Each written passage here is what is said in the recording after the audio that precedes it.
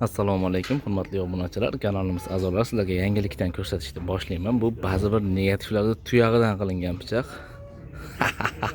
E'tibor qilmaysizlar. Echkim tuyog'idan qilingan, albatta hazil bu.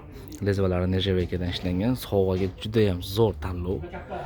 Buni kim haligi ta'bi tortsa, shu lekin bu hali sasib ketmaydi, o'zi dorilangan. Nasta anaqa haqiqiysini nima deydi, kommentariyga yozib bersizlar, haqiqiy tuyoq mana shu.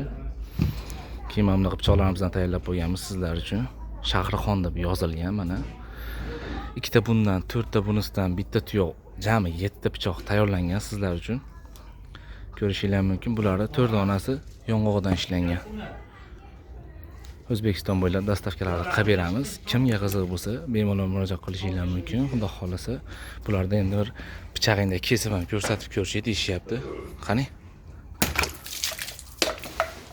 Bittasi mana bu ho'l turibdi. Hozir qurug'ini olib kesamiz yana. Yo Allohim. Tuyoqda kesib ko'raymi, nima deysizlar? Tuyoqda kesib ko'ramiz mana. Cho'tkimi? Cho'tki. Pichoqlar umuman zaylab qorayib qolmaydi. Bitta qolganini ham kesib o'raylikchi.